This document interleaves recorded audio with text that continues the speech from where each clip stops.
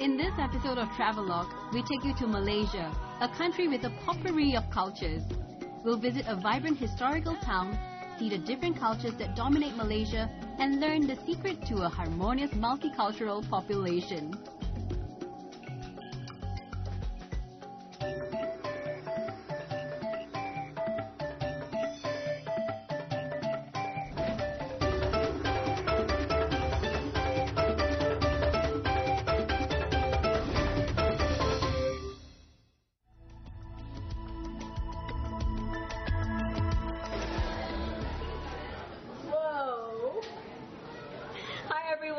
Welcome to Travelogue. This country is famous for its food, its diversity in people, culture, even in natural heritage, and has a long coastline graced with beautiful tropical beaches. Do you know where I am? I'm in Malaysia, a nation with almost unrivaled diversity. Situated in Southeast Asia, Malaysia consists of a peninsula attached to the Asian mainland and the island of Borneo across the South China Sea. In our mini-series on Malaysia, we'll take you to the western part of the Malay Peninsula, where we'll start our journey from the south in Malacca. We'll head to Putrajaya and from there up to Malaysia's capital, Kuala Lumpur. We'll then continue north to Pangkor Island, Penang, and end our journey in Langkawi.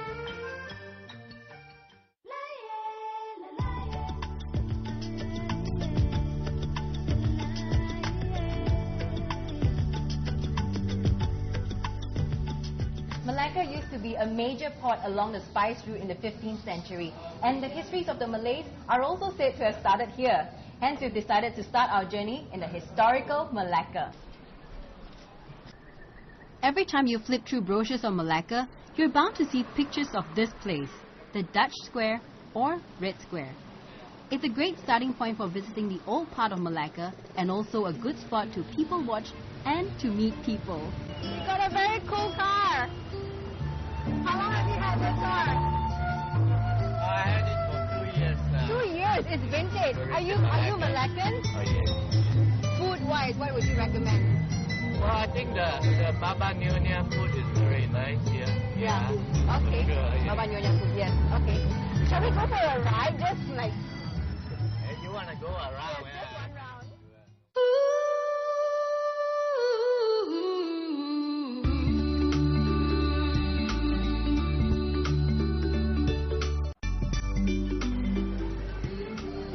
When you're here, spare some time to enjoy the sights and sounds of Malacca. The colors and the remarkable exuberance, considering the place is over 600 years old. And the Queen arrives. Thank you for such a great ride. You took me around the old Malacca town with this vintage car. I can't ask for more, truly. Thank you so much for your time. Thank you for having me in your car. I feel so privileged. All right, have a good ride. Bye. If you don't get to meet that kind and cool dude when you're in Malacca, no sweat. The next best way to see and experience this town comfortably whilst getting to know a local is to hop into one of these riotously decorated rickshaws, which cost about 40 ringgit or $12 per hour. He says he knows how to speak Mandarin. Cool.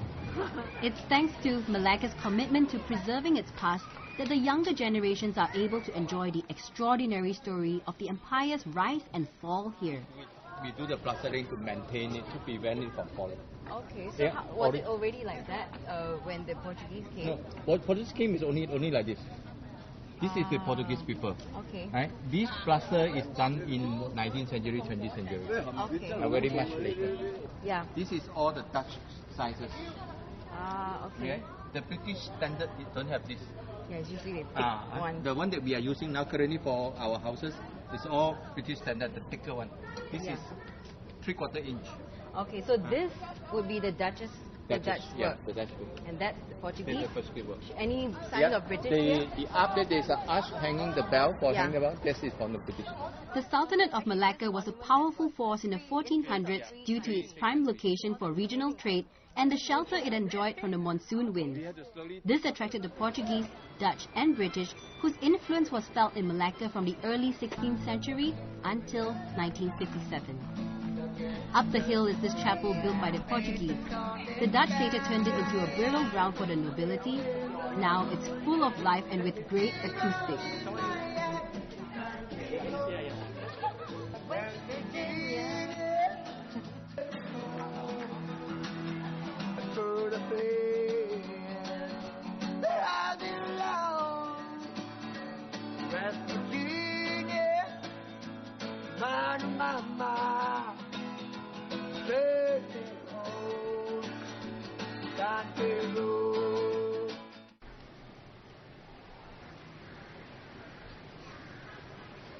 Saya dilahirkan memang di Melaka, so saya memang bangga jadi anak Melaka.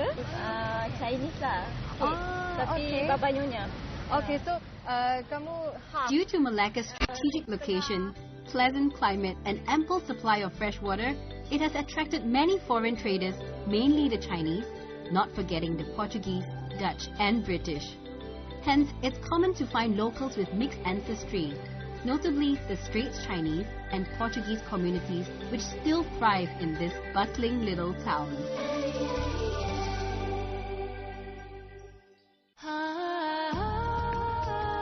Next, we'll learn the ways of the Straits Chinese, and if you want to pick up a tip or two on how to dress up fashionably yet modestly and become a marriable person, stay tuned.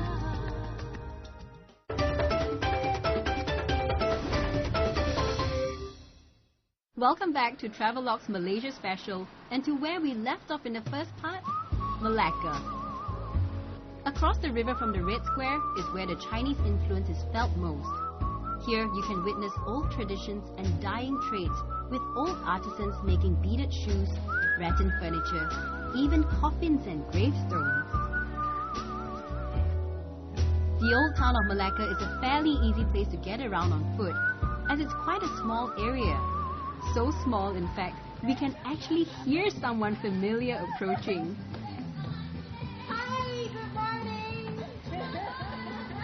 How are you?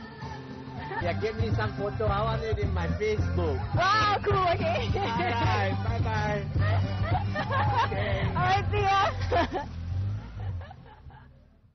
That sure was a great way to wake the sleepy town up in the morning, huh? Every morning, you'll find many local Chinese in this Qingyunting temple, which houses ancestral tablets and is dedicated to many different deities. They also practice one other thing. This is a very interesting Chinese temple in the old town of Malacca where they cater to people who believe in Confucianism, Buddhism and even Taoism. This is a very rare and interesting scenario, and it is the only temple in Malaysia that has this feature.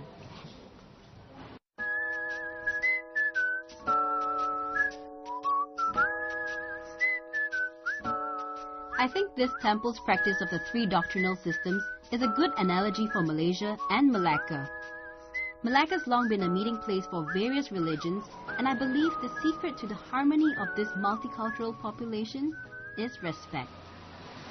Though people here are thoroughly mixed, they're not so completely blended that they lose their individual identity, culture, and customs.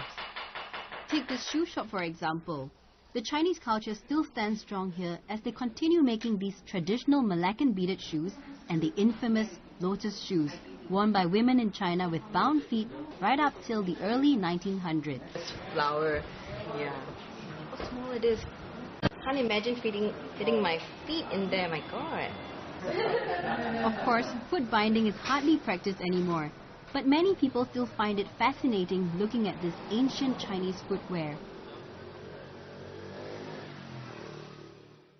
Malacca is a remarkable place to witness instances of cultural infusion. Over here, you cannot escape the term Baba Nyonya being referred to again and again. So today we are here in this Baba Nyonya Heritage Museum. This whole Baba Nyonya culture came about in the 15th century when Chinese merchants came to settle in Malacca and married the local Malay women. And over time, these two cultures assimilated and created a distinct culture on its own called Baba Nyonya culture, or the Straits Chinese culture. And Baba actually refers to men, and Nyonya refers to the women of this cultural infusion. So do come here when you are here in Malacca. Take a look at their architecture, taste their food. There's so much you can experience over here.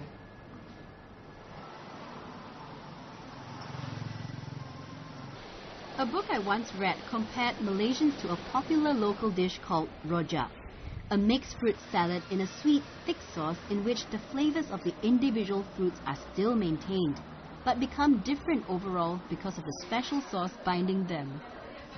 And speaking of food, you know the famous saying, the way to a man's heart is through his tummy?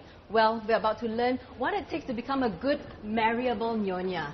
I'm running a bit late, and that's not a good start. Hi. Hi. Okay. No, you have to put more. And then the cooking also, the mixture Chinese with Malay. Okay? Very simple. Once you fry, you put in the. Okay, I think it's sour enough. Coconut. The waiting. The waiting is torturous. Nice. Really typical Peranakan people. They are very fussy in preparing their food. Yeah. Okay. The way you cut the food, the way you cut the veggie must be almost the same. Yeah. You cannot cut too big. I read this book about how a mother was teaching a daughter how to cook, and then she's always like watching every move, and if there's some mistake, she'll just hit the hand. Yes. Sounds tough to be a nyonya. But are you ever pressured in any way? But actually, I appreciate that because from there I learned good standards. I know, yes. Normally the Peranakan people like to say, if you don't cut like that, who want to marry you? They said no man want to marry you. If No wonder I'm still Oh, see, single. I think you cannot.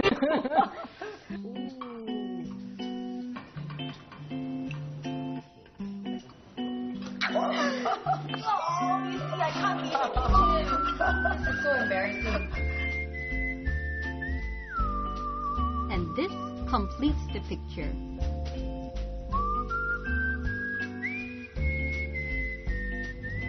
It's such a pity that we've got to leave Malacca right now. Over the past 2 days, I really had a great time mingling with the locals of different backgrounds, learning about the Baba Nyonya culture and even about Malaysia's history. But unfortunately, we've got to follow our schedule and head up north right now to Putrajaya. This place is known to be a very well-planned city, and I'm really looking forward to see how it's like.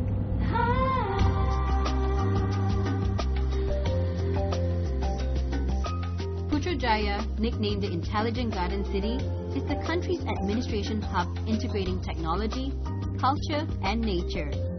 The buildings here bear elements of the Malay and Arabic architecture that form part of the country's national heritage. Another central feature of Putrajaya is a lake designed to cool down the city as well as help in flood control and water purification. How are you liking the view? I'm now standing at a spot where we can have a great view of Putrajaya. This is the administrative capital of Malaysia, and it is a fairly new city where ministries from Kuala Lumpur started moving in only in 1998.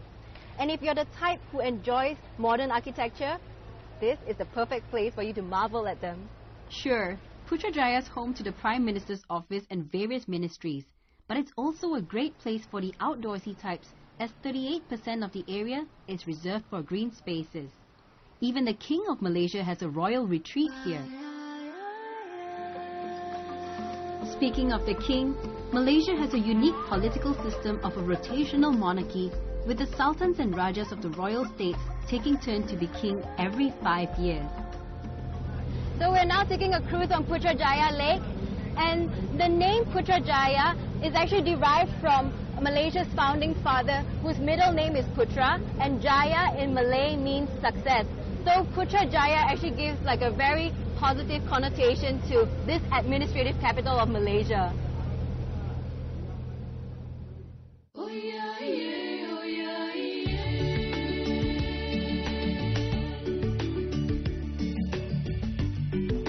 Next, we head 40 minutes north to where we first set foot in Malaysia. So we've just arrived Kuala Lumpur, and I have been given an apartment all to myself. Now this is the kitchen. Wow, a little dining table here. This is almost like fit for a family actually. And the best thing is that it costs just 750 ringgit per night, which is about $230 US. Well, we've got an important event to attend to tonight. So, gotta get ready. So I'm all dressed and made up for the Islamic Fashion Festival. Well, I figured this would be a very eye-opening and interesting event to attend because Malaysia is, after all, a Muslim country. And this is also my first time attending a fashion show. So I'm really excited about it.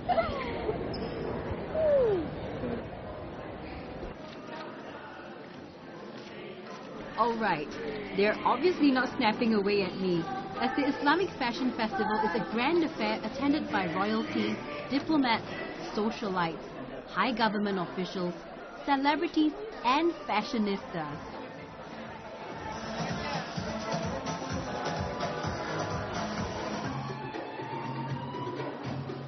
The Islamic Fashion Festival has grown since its debut show in Kuala Lumpur in 2006 to shows in Abu Dhabi, Dubai, New York, Singapore, London, and Monte Carlo, just to name a few.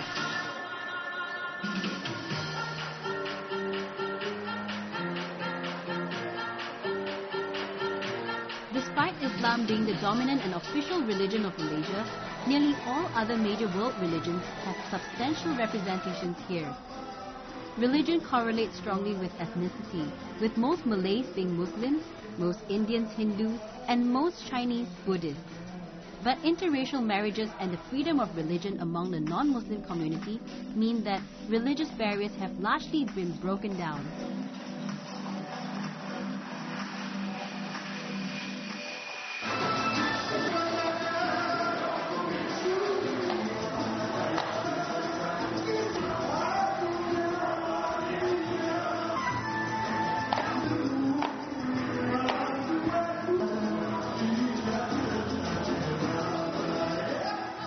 There's the perception that Islamic dress is intended to hide a woman's beauty, since the basic requirement is for the attire to be loose with the whole body except the face and hands concealed.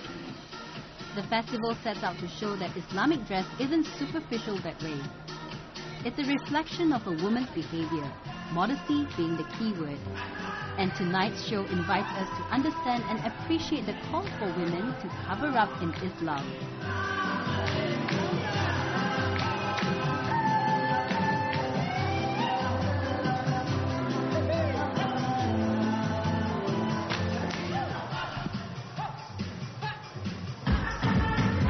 Interesting and glamorous. I'm starting to feel a bit inspired. Maybe I should start dressing like that.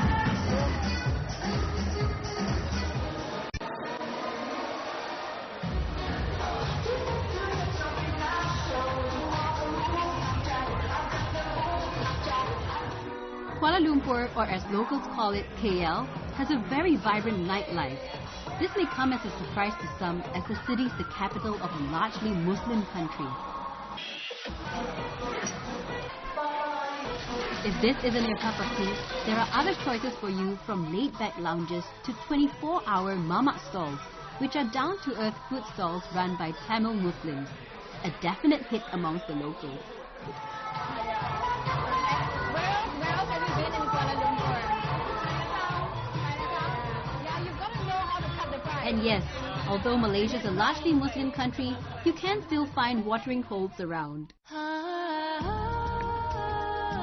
Up next, we'll tame our monkey mind in a temple up in a limestone cave, get some shopping done in a traditional market, and have a taste of one of the best-smelling fruits in the world.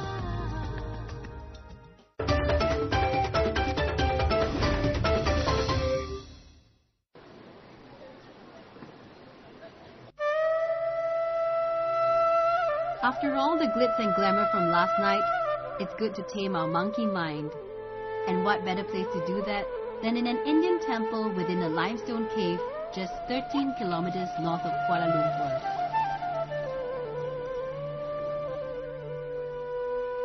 The Indians have exerted an influence in Malaysia from a long time ago. Even the name Malaya, as Malaysia used to be known, is said to come from the Sanskrit term Malayur or Malay in Tamil, meaning land of mountains. 中国 China, Jingo. 你好 你好 How long have you been here? I'm living 7 years, no 7 years. 7 years. How do you like it living here now? Ah, good. Yeah? Batu Caves is known for its many steep steps to the top, and along the way you'll meet many friendly people and also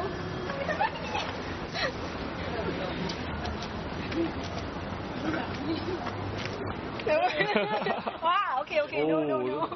Be careful. Most people refuse to resist their assault as they think these monkeys may be their reincarnated ancestors.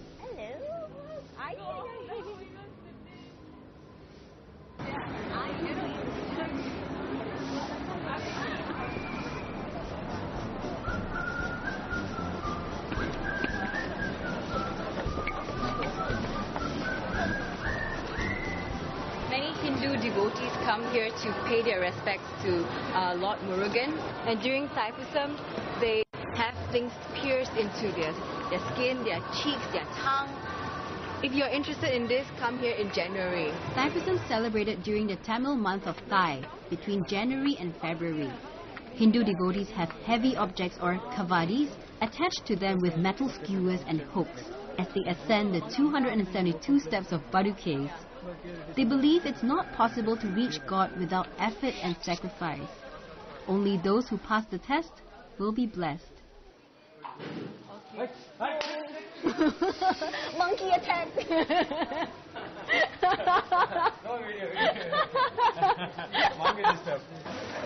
Lucky, good luck. So I've got protection from Lord Shiva. Okay. Yeah, and also for good luck. Yeah, Lord Shiva's blessing. Yes. And then that's for This good is luck. ashes actually. Ashes. Yeah, this is ashes, and it is kind of significance for Lord Shiva's prayers. Okay. So all people in South India, they put this every day morning.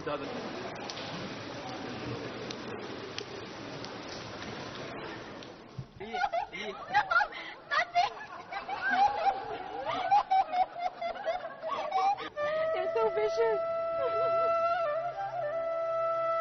Back to where we were before I was jumped on. Another important festival celebrated by the Hindus is Diwali, the festival of lights, when believers revel in the awareness of their inner light or higher wisdom. This represents the awakening to something beyond our physical body, which is pure and eternal. With our newfound peace of mind, we tackled the traffic in the city easily. The western part of the Malay Peninsula is home to the bulk of Malaysia's population and its capital city, Kuala Lumpur. Although the seat of government was shifted from Kuala Lumpur to Putrajaya due to the congestion and overcrowding, KL remains a bustling city. With old colonial buildings standing alongside iconic high-rises such as the Petronas Twin Towers, it's refreshing just walking on the streets, feeling and enjoying the contrasts.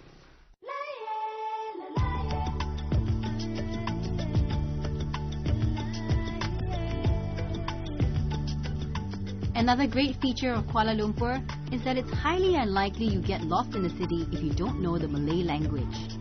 English is widely spoken, and you can get by with Chinese and its dialects too.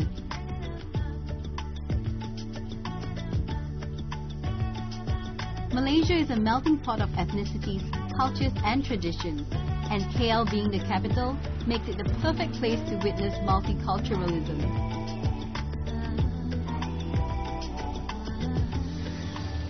We're now in Kasturi Walk, and Central Market is right beside us. Central Market is a one-stop shopping center where you can find all things Malaysian, from handicrafts, artwork, traditional costumes, even Malaysian cuisine. Kuala Lumpur is famous for its vibrant shopping scene, and recent years have seen more malls sprouting in the city. But unlike modern shopping malls, Central Market is a traditional market dedicated to local arts and crafts. Fruit basket. Whoa! Great gift, huh? Nice. Oh, and this is the very famous Malaysian moon kite that originates from the eastern state of Kelantan. And I read that the more beautiful it is, the more it appeases the spirits in the sky. I think this makes a great gift. If you haven't got any plans to meet someone afterwards, you've got to try this. How do you differentiate a good durian from a bad one? Firstly is to look at the thorns. Thorns have to be broad and far away from each other, unlike this one. Secondly, when you tap on it, it's got to have this empty feeling, empty sound to it. 这是好还是坏？它声音是很硬啊，听到吗？硬。硬。OK。就是说不熟啊，对啊。啊，声音不一样，有弹性。就是说很熟啊。And the third way of identifying whether it's good or not would be to shake it. If you can hear the fruit moving in it, that's a good one. So educational, huh? I sure am glad smell can't be recorded. This is the best thing ever.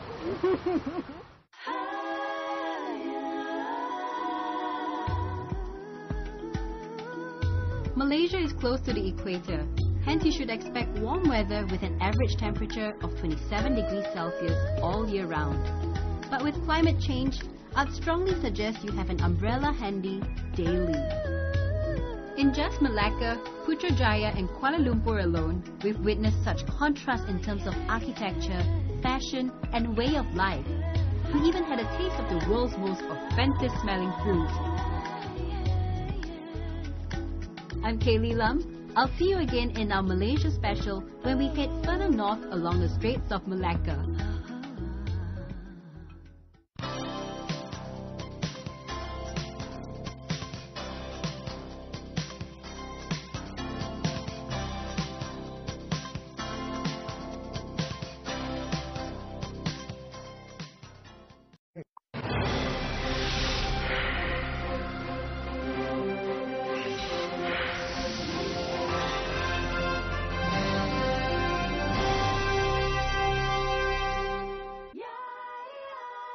In this episode of Travelogue, we take you to Malaysia, a country with a potpourri of cultures.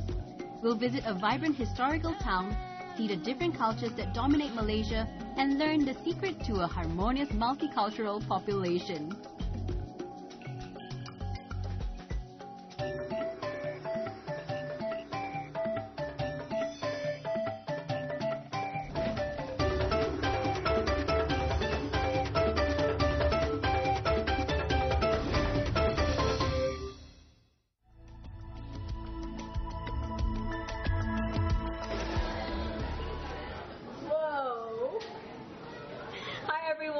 Welcome to Travelogue.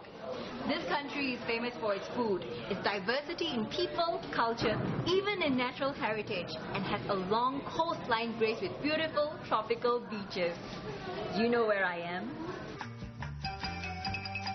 I'm in Malaysia, a nation with almost unrivaled diversity. Situated in Southeast Asia, Malaysia consists of a peninsula attached to the Asian mainland and the island of Borneo across the South China Sea. In our mini-series on Malaysia, we'll take you to the western part of the Malay Peninsula, where we'll start our journey from the south in Malacca. We'll head to Putrajaya and from there up to Malaysia's capital, Kuala Lumpur. We'll then continue north to Pangkor Island, Penang, and end our journey in Langkawi.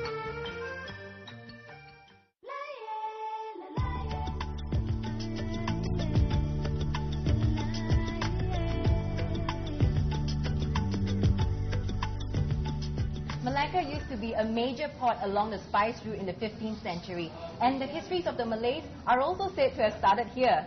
Hence, we've decided to start our journey in the historical Malacca. Every time you flip through brochures on Malacca, you're bound to see pictures of this place. When you're here, spare some time to enjoy the sights and sounds of Malacca. Colors and the remarkable exuberance, considering the place is over 600 years old. And the Queen arrives. Thank you for such a great ride. He took me around the old Malacca town with this vintage car. I can't ask for more, truly. Thank you so much for your time. Thank you for having me in your car. I feel so privileged. All right, have a good ride. Bye. If you don't get to meet that kind and cool dude when you're in Malacca, no sweat. The next best way to see and experience this town comfortably whilst getting to know the Dutch Square or Red Square. It's a great starting point for visiting the old part of Malacca and also a good spot to people watch and to meet people. You got a very cool car. How it's vintage. Are you Malaccan? Oh, yes. Food-wise, what would you recommend? Well, I think the Baba Nyonya food is very nice here. Yeah. Okay. Sure, yeah. Baba Nyonya food, yes. Okay. Shall we go for a ride? Just like... If you want to go around, yeah.